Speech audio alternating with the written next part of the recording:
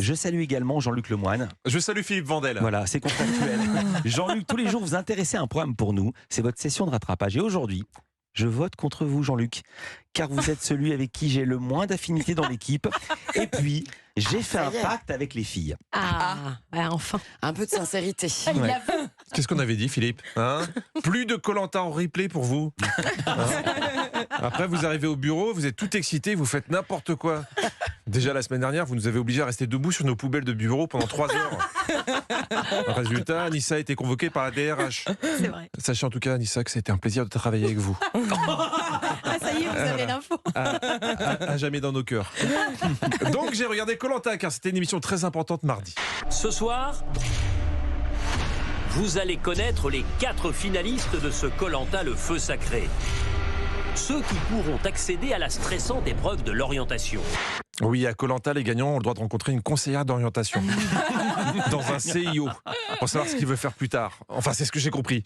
Moi, je pensais qu'il y avait plus d'aventures dans l'émission parce que franchement, c'est pas foufou. Je suis au 38e jour, je me suis pas lavé les cheveux, je me suis pas brossé les dents. Honnêtement, je pensais craquer avant 38 jours. Ouais, je vois pas l'exploit. Michel Houellebecq, ça fait 10 ans qu'il arrive à le faire. Hein, et pourtant, ils se vendent pas, on est d'accord. Donc là, on arrive à la fin du jeu et les candidats se sont transformés. Pour que vous compreniez mieux, je vous ai mis un traducteur à Denis Brognard. J'ai été trahi clairement par Frédéric. C'est machiavélique. Foncièrement gentil, il s'est mué ici en stratège hors pair. Il s'est mué en gros enfoiré. Ouais, il y a des éléments de langage dans Koh-Lanta. Bon, parfois c'est un peu trop lyrique, donc on vous traduit. Une épreuve que tous les aventuriers de Koh-Lanta rêvent de disputer. L'épreuve de la boue. C'est sans réserve que tous s'enduisent, telles des créatures d'argile. Des créatures d'argile, pour ne pas dire des petits cochons dégueulasses. Denis Brognard qui était en très très grande forme, hein, franchement. Regardez comment il annonce la récompense que peuvent gagner les candidats à l'épreuve de confort. Et surtout, notez bien ce qui est le plus important pour lui à la fin. Une villa, les pieds dans l'eau, sur une petite plage déserte. En arrivant, un passage par le jacuzzi. Un repas gastronomique à base de langoustes. Et avec tout ça, écoutez-moi bien, des pommes de terre cuites au four avec dessus de la crème fraîche. Ouais, pour Denis, quand il te vend un séjour avec menu dégustation dans un 5 étoiles, il mise tout sur les patates. C'est son truc. Je pense qu'une Saint-Valentin avec Denis, c'est gratin dauphinois, avec une petite persillade. Tu veux manger mes pommes noisettes? Qui a dit ça? C'est pas bien d'imiter ma voix, Philippe. Quel est l'objectif? Vous voulez me faire du tort, comme vous avez fait avec Anissa sur son poteau poubelle? Non. Denis qui voulait tellement tout survendre qu'il a dit ça. Et puis ensuite, une nuit confortable dans un vrai lit avec des vrais draps. Oui, d'après Denis, il existe des faux draps. C'est quoi des vrais draps? Tu crois que c'est du tissu, mais en fait c'est de la pâte à crêpes.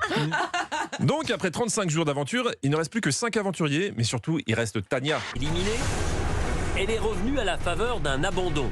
De nouveau évincée, elle a su remporter un duel et revenir encore une fois. Ouais, Tania, elle est stupéfiante. C'est la petite flamme de ce feu sacré. Oh, la petite flamme de ce feu sacré, c'est trop mignon. Ça fait plaisir, un peu de douceur et de bienveillance dans cette chronique. Hein. Bon, vous emballez pas non plus, ça va pas durer. On n'arrivera jamais à la virer, Tania. Jamais. Jamais elle partira. Putain, il y a Tania qui sera venue. Il y a un Morbac. Ouais. C'est C'est deux salles, deux ambiances. Hein. D'un côté la petite flamme et de l'autre le Morbac. Si je devais vous trouver un petit surnom d'animal mignon, Philippe, ça serait la palourde. Hein. Parce que de prime abord, vous êtes dur à l'extérieur, mais à l'intérieur, je sais que vous êtes mou et visqueux. Tania. Ça sent la DRH, ça. On ira ensemble.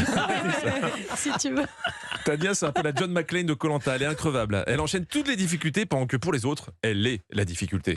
Tania nous a fait une sacrée pêche de coquillages. Franchement, elle a ramené 33 coquillages. Indigestion ou coquillage mal cuit ingéré par ces trois-là, l'équipe médicale intervient au plus vite. Quand t'as manqué d'empoisonner toute ton équipe, faut pas se plaindre après que si on t'appelle le Morbac. Parce qu'apparemment, les coquillages qu'elle ramasse, c'est un peu comme dans un kebab. On sait pas trop ce qu'il y a dedans. Le plus drôle, c'est que vous connaissez la profession de Tania? Tania, de son côté, a faim. La jeune diététicienne vient œuvrer. Vivement la finale. Merci Jean-Luc Lemoine, quel bonheur. De 16h à 18h, vous êtes dans Historiquement Vôtre avec Stéphane Bern sur Europe 1. Et demain, vous serez avec nous. Demain, on est vendredi.